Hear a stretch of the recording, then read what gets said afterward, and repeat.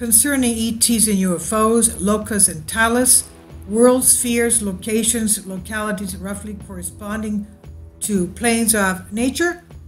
Please view the video before this one, where we talk about beings from other dimensions visiting our Earth, according to an FBI declassified document from the 1970s. And it explains there what these interdimensional objects that materialize and dematerialize are. And they made reference to Lokas and Talas, which I didn't know of, so that's why I'm posting this video. Talas in the Hinduism, Lokas refers to world spheres or localities roughly corresponding to the planes of nature in theosophy, but with significant differences. The names and numbers of Lokas differ according to the sources. The Puranas give 7, while in Sakya and Vedanta there are 8 with different names. There are 7 Lokas in the Puranas: the Bur Loka, the Earth; the Bhuva Loka, space between Earth and the Sun; the Svar Loka, the space between the Sun and the pole star; 4 is Mahar Loka, the abode of Brigu; 5 is Janar Loka, the abode of the sons of Brahma, like the Kumaras; 6 the Tapar Loka, the abode of the Vairagis; and 7 the Satya Loka, or Brahma Loka, the abode of Brahma. The first 3 are destroyed at the end of the Kalpa, while the last 3 continue for the entire Manvantara. And the 4th one is not destroyed but is uninhabitable after the first 3 are destroyed. Now, it's a little bit confusing. This is the first time I'm reading about this. The Lokas have matching talas, or netherworlds, also called hells, and this is them. Lokas: 1 Satya Loka Talas Atala; 2 Tapar Loka Talas Vitala; 3 Jana Loka, or the talas is Sutala; 4 Mahar Loka, and the talas is Rasatala; 5 is Varloka, or Talatala; 6 is Bhuvar Loka, or Mahatala; and 7 is Burloka, or Patala. Jeffrey Barbukas writes that each world has a spiritual or consciousness aspect, or Loka, and a matter aspect as well, the Tala. So it's a combination of a spiritual aspect and a matter aspect, like 2 sides of a coin, he says. They should not be considered as 14 localities, but just 7. Neither should Lokas be called heaven and Talas hell. He says the Loka is representative of the evolution of the spirit during the ascending arc, whereas the Tala represents the evolution of matter on the descending arc. He says the Lokas may also be considered as the principal side of a plane, where the Talas are the element side, the divine plan. And let's go to what Wikipedia says concerning the astral plane. Finally, support my Patreon account. The daily posts are 5 videos daily, and they are totally different from what I have on my YouTube channel.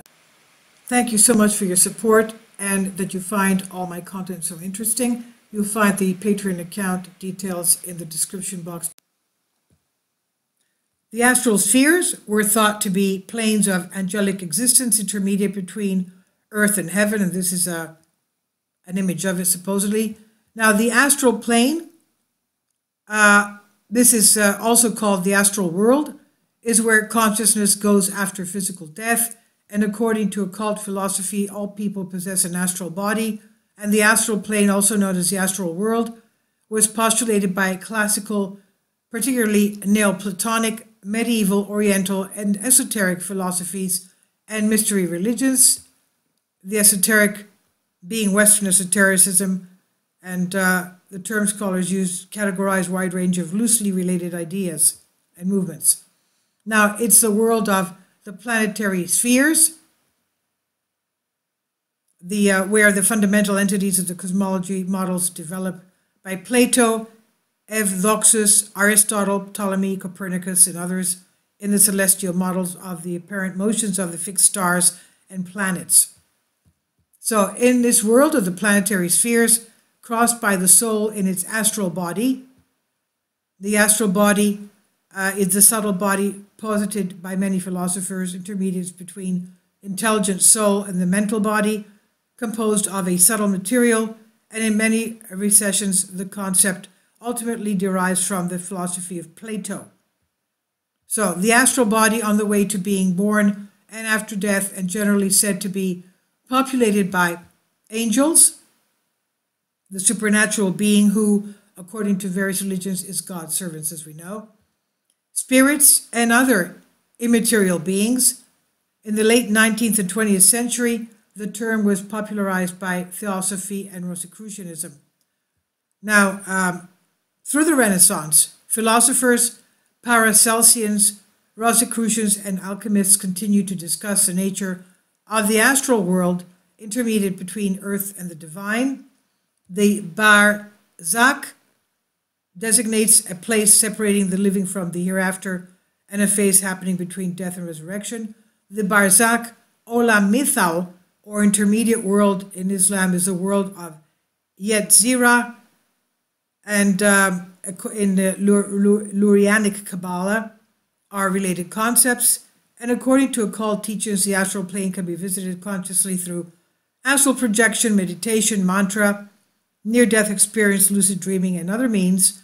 Individuals that are trained to use the astral vehicle can separate their consciousness in the astral vehicle from the physical body at will. The Theosophist author Kurupumulag Jinara Jadasa wrote, "When a person dies, they become fully conscious in the astral body. After a certain time, the astral body disintegrates, and the person becomes conscious on the mental plane." Okay, so obviously we're talking about this because we read these terms of Talas and Lokas in the previous video, having to do with the FBI document, the declassified document, making mentions of this. So this one basically is tied to the previous video. Beings from other dimensions visit Earth regularly. Please leave your comments, and thank you for your support. And this is the copy of the declassified document from the FBI describing their capabilities, that they are interdimensional in fact.